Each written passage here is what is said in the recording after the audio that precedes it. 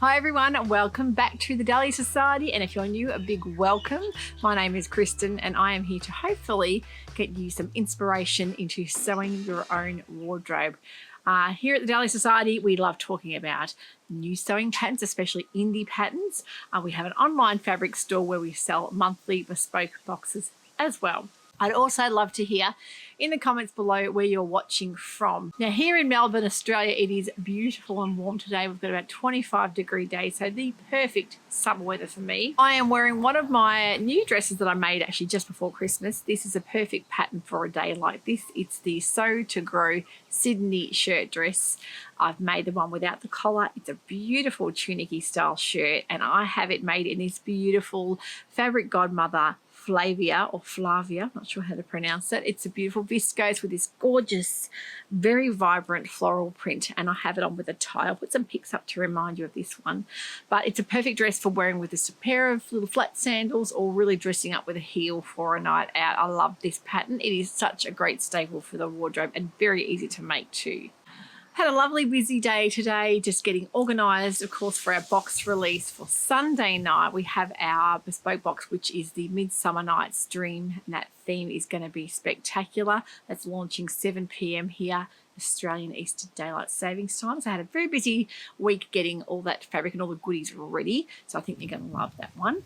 I've also had a lovely afternoon. We went visiting my niece's brand new baby girl, little Elena, and we all got to have a little cuddle. And she was born, I think she was born at 4 or 5 weeks pregnant, so she's still very tiny and just up to her due date now. And I just said to my daughters, you forget how little newborn babies are, but they smell so delicious and so soft. And yeah, we got to have a little snuggle, and yeah, she's going very well. So it was just so good to finally get to meet her. So yeah, what else have I been up to? I've been out in the garden a little bit this weekend. We've got a lot of new dahlias that are blooming, just starting to bloom. And I've been cutting them and putting them in my my beautiful Carmen Miranda vases to spruce the house up a little bit. And a lot of the ones I planted in the Vlogmas series in December have just started, the stalks are just starting to come up now. So I really need to stake those to get them all nice and supported, because of course dahlias, when they grow up right quite long. A lot of them actually go quite tall, and a bit of wind can gusts can knock them over, so I have to prepare all of those. We've got some amazing passion fruit on the vine coming out too, so we've got an abundance of beautiful passion fruit happening. So it's just the perfect time of year. This weather is just gorgeous, so I hope wherever you are having a wonderful week. I've had a busy couple of weeks actually helping my daughter redecorate her home. She's just bought her first home. Her and her boyfriend have bought their first little house, and I've just sort of been sprucing things up with her and getting some drapes ready and things like that. And I just had a look around my house and thought I really need to do a little bit of repainting and redecorating, and it's just, yeah, we know when you feel like it's so overwhelming to get started on things like that. So I've kind of taken one room at a time, and we've actually had to replace our old mattress. So I'm getting way off on a tangent here, but our old mattress is about 15 years old, and we've been waking up with the worst sore backs. So we've finally got around to getting ourselves a new bed, and it feels like we're in the most luxurious motel every day when we wake up. It's just so nice to have a beautiful mattress. So we did a little bit of redecorating the bedroom and put some nice new prints up. I'll insert some pics here. Nice new bedspread. It kind of makes the room feel nice and freshened up. And got a really nice new rug on the floor just from Kmart. And of course, Aussie Kmart here is very different to the one in the US. I think a lot of my US watchers, when they hear the word Kmart, would think, a rug from Kmart. But believe me, here in Australia, our Kmart has some lovely home decorating items. So it really has tied the room all together, and it feels like I'm in a resort when I wake up. So let's hope I can keep it like that, keep a bit of organisation.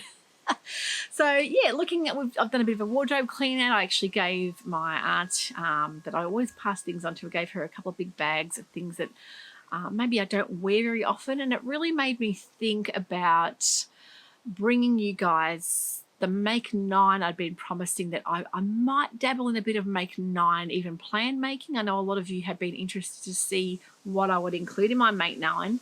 And although I don't like making a lot of plans, I feel like I wouldn't mind making a make 9, but maybe put a different spin on it.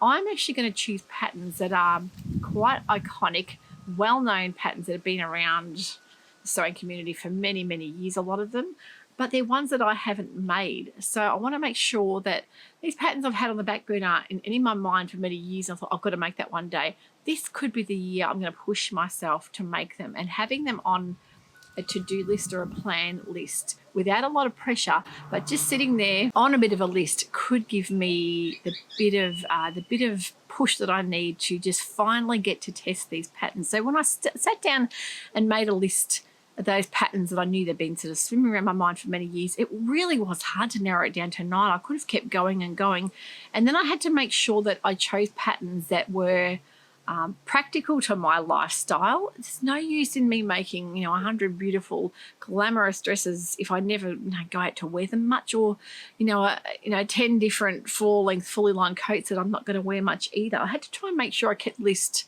reasonable and doable for me and practical for my lifestyle. So I'm going to get started on this list, and I'd love to hear what you think. And if you've done a make 9 before and it's worked, let me know.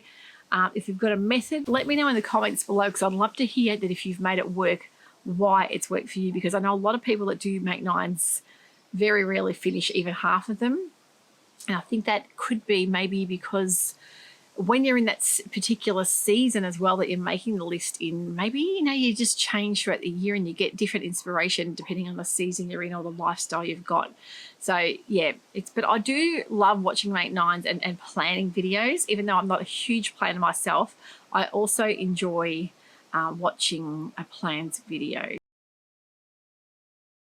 So let's get started. My first pattern is one that I've been looking at for many years. I actually had this printed out in A0 format, I would say maybe 4 years ago now. It's been sitting in my A0 stash of patterns that I've just rolled up in a box and in a huge mess. And I think the mistake I made a lot of the time was printing out every single time I got a new pattern, printing it out straight away, rolling it up and putting it aside. Whereas I think it's a much better idea to be more organised and only print them when you need them or when you feel that you're going to make them in that time, close time frame.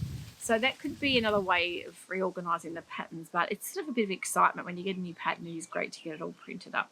So the first pattern I've chosen is the Closet Core Cali shirt or shirt dress. Now, the thing that throws me on this is that I do know that Closet Core Patterns are releasing a new pattern next week. And if that one comes out and it's what I think it's going to be, it could actually tip this one off the top of the list. But from what I've seen, I think they are quite different patterns. So this one is a really great, it's either a shirt or shirt dress, and you can make it with a sleeve expansion pack, like a long sleeve version as well. It comes in sizes 0 to 32, which is great. It has an inverted back pleat for nice sort of bit of ease around the body. You've either got the standard collar or just the collar band, kind of almost like a mandarin style collar. You can add pockets on. It has a high-low hem, which is quite unique, especially on the cropped version. There is A is a cropped version, and it is quite cropped, so I'd say just at the waist length. B is a tunic style or Oxford style tunic. That looks like a fabulous length for me, and that is probably the one I will do. And view C is the stylish shirt or overshirt dress that buttons right through. I like the style with the tunic with the half button placket. I think that tunic style is definitely a pattern I would wear, and that will probably be the version I will make. I really like the curved style hem on this, the way it has the side splits. It's a really classic, simple but classy looking shirt or tunic. So that's I would say that's number 1 on my make 9 list, and I've never made it before. So these are patterns that I've thought they've been staples, they've been around the sewing community, a lot of people have made them, but I for one have never made them, and I don't know why. So a lot of these patterns, I don't know why I haven't made them. It's just, yeah, it's like that when you see things you go, I'll make that one day. This will hopefully be the year I'll do that.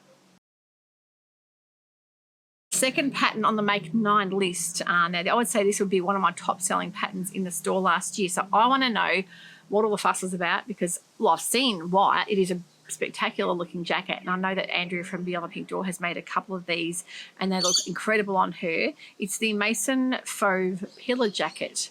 Now I'll put a pic up so you can see this one. It is called the Perfect Denim Jacket. Not too wide, not too short, not too long. It has really lovely dart detail on the shoulder. The darts are stitched to make a really lovely line and lovely shaping. Size range is 34 to 52. And this can be made in either gabardine, jacquard, wool, linen, cord, cotton, or drill. It looks fabulous. It has a video tutorial on how to make it, which is also fantastic. I've got a feeling Andrea might have done her own tutorial on this one, but I think those simple casual style jackets are the most worn thing in the wardrobe, because we all know, the weather turns cool and it's a warm night, you've got a strappy dress on, you grab a denim jacket. For winter, it's great for layering as well.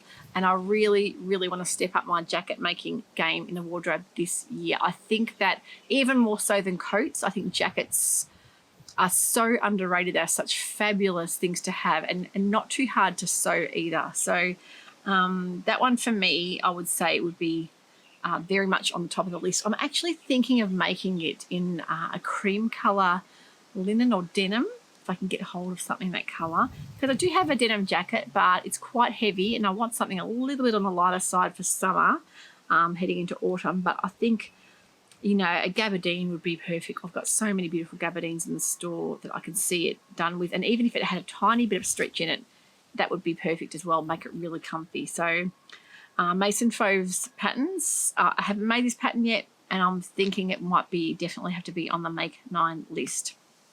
So if you've made any of these patterns, make sure you tell me which ones and what you've loved about them, because I really want to know why everyone's raving about it. And it's like those patterns that you try that you've heard are great for so long, and when you finally try them, you think this is what all the fuss is about.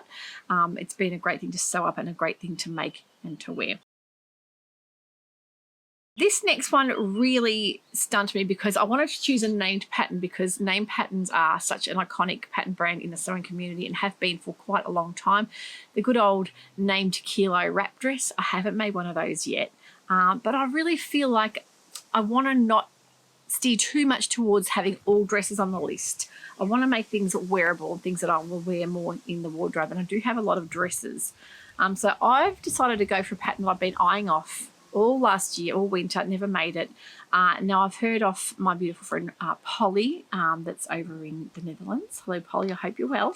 She actually recommended this pattern to me some time ago and I never got around to making it. It's called the Named Esme jacket, or it's a cardigan / jacket. It is one of those patterns that you can dress up beautifully depending on the stability of the knit. The drape, if you have it, it needs 20 to 40% stretch. So I would say I wouldn't make it anything too heavy. I would say a ponte would be perfect. Even that tweed style knit ponte, or a jacquard, stretched jacquard would be beautiful. It's in extra small to double XL. The thing I like about it, in the line drawings, you may not realise, but you can see in the line drawings that the pockets are attached to like a seam around the waistband, and they give a really lovely structure. And when you see it made that long line version in that grey sort of tweedy knit, it looks so lovely over a black dress or a turtleneck. It is one of those patterns I think I need to make to see what all the fuss is about, because the line drawings really change your take on the pattern when you see it made up. I really like the way they styled it on the pattern envelope as well. So that's definitely one I would make. Having that unusual pocket detail is one that I think I would definitely get heaps of wear out of. Now, this pattern is so iconic, this next pattern, because I actually noticed the True Bias Niko top or dress. This actually comes in either a sleeveless or sleeve style. I know that True Bias had the month of January was a Niko month, and they had that pattern being featured. It is such a well-known and well-loved pattern. I've just had delivered in store the paper versions, but unfortunately I can only get the 0 to 18 size range. I'm not sure if they're making the next size range up in paper or print, but as soon as I know, and as soon as I do, I'll be getting hold of them, because I know a lot of you will be definitely after that that size range. So it does go to a size 30. But that paper pattern range I've got is a 0 to 18. So I would love to make a nice rib knit version of this dress in a black, just a staple black, and I will wear that with, nice boots for winter or a nice duster style jacket. I even think a sleeveless version would be really practical and handy as well. It's saying a medium weight knit, either a sweater knit, a rib, bamboo, or even a stretch velvet is fabulous in this pattern. It is more of a fitted style, tunic style dress, but from what I've seen, there's a lovely amount of shaping, and it has that nice sort of higher neck, but not too much of a high neck where it's not a roll style, it's like a turtleneck. So I can really see that being a good staple in the wardrobe. So I think that especially being a rib knit, would be so comfortable to wear throughout winter as well. So that's a pattern I've been looking at for many years, seen all the hype, never made it, and I think I need to do that.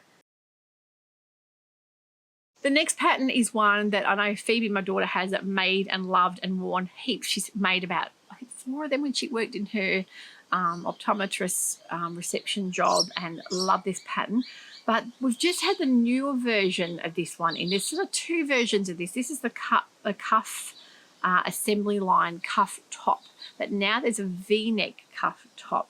So I'm thinking I might go for the V-neck cuff top with that nice blousey sleeve.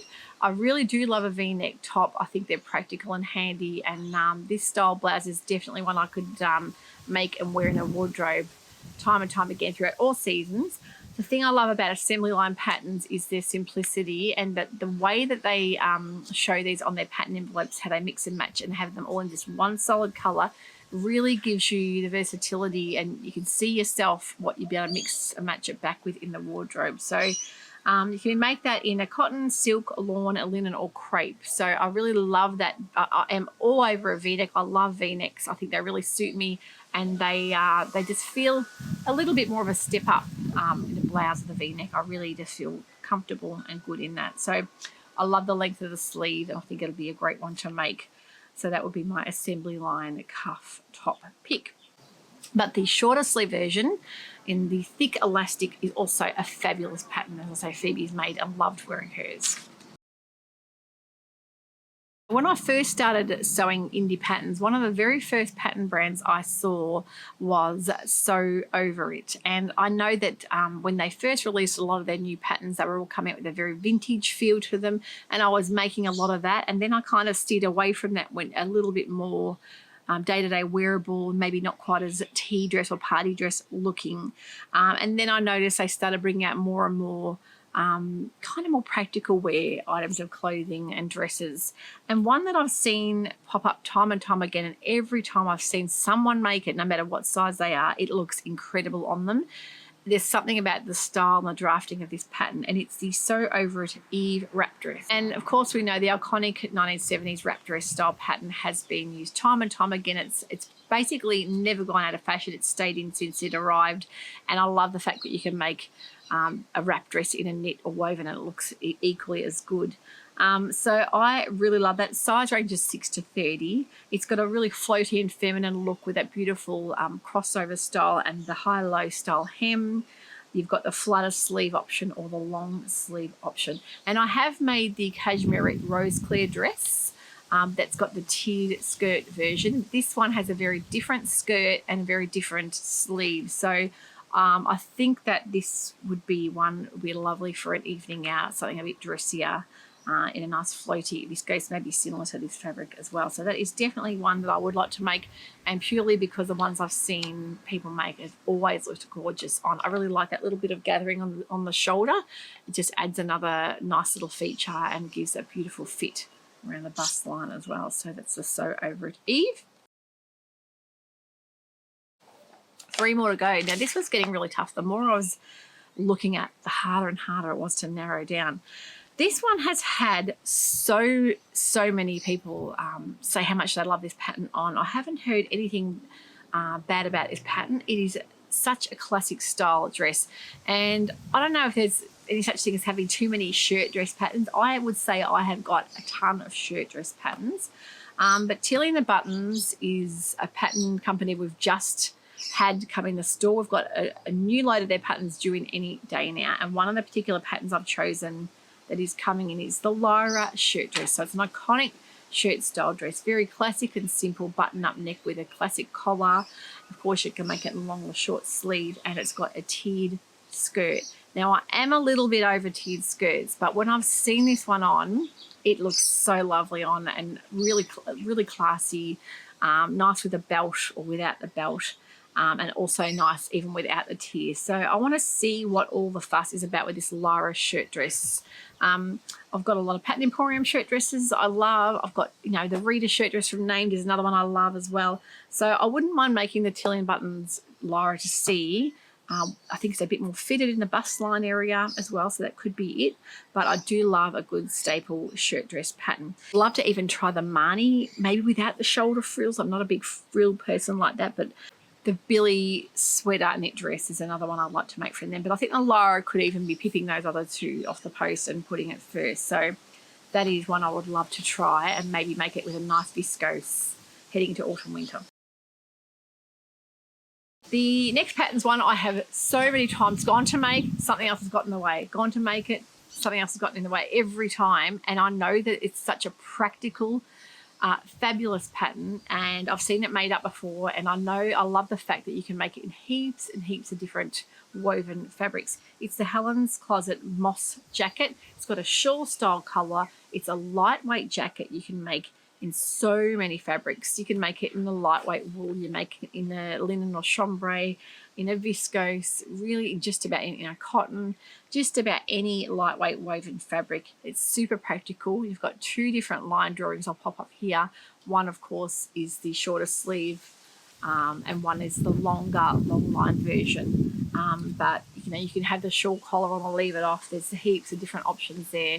And I really, really love Helen's practical instructions here. They are just so well done. But I think it's one of those staple style dusters that I know I need, and I'll wear heaps in the wardrobe. It's really hard because I was starting to look, you know, more jackets and more coats and getting more and more confused, and thought, you know, making a coat, try and make one coat every year. But, you know, I think something like that would be really practical, a good pattern to choose to wear and make in lots of different fabric options. I think it would be lovely. So that's one I can definitely say we'll be making. Size range on the Helen's Closet moss jacket is 0 to 34. And I've made her Pono jacket in the past and really liked it as well. So I'd be really interested to know about the moss jacket and how it fits. The last pattern I changed my mind on about 5 times, and I kept going back to it because I wanted to choose one glam style dress. Well, I picked the Sew Over It Eve dress, but this one is one I've been looking up. It's come up so many times, and I've gone to think about making it and changed my mind. But now I think I love this Style Life expansion packs I have on all the patterns, and I've made, of course, the Montana Midi with the expansion pack. I've made the Hope with the expansion pack, but this is the Trini. Now, the Trini dress has been a very popular one in the store as well, and it looks like it's got a really lovely line and shape to it, but I love the expansion pack, especially that beautiful lantern style sleeve.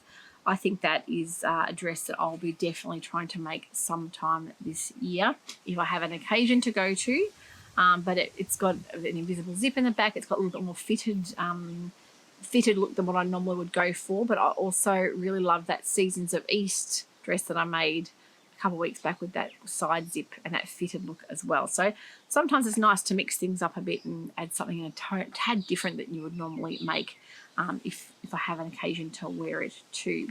So that's my make 9.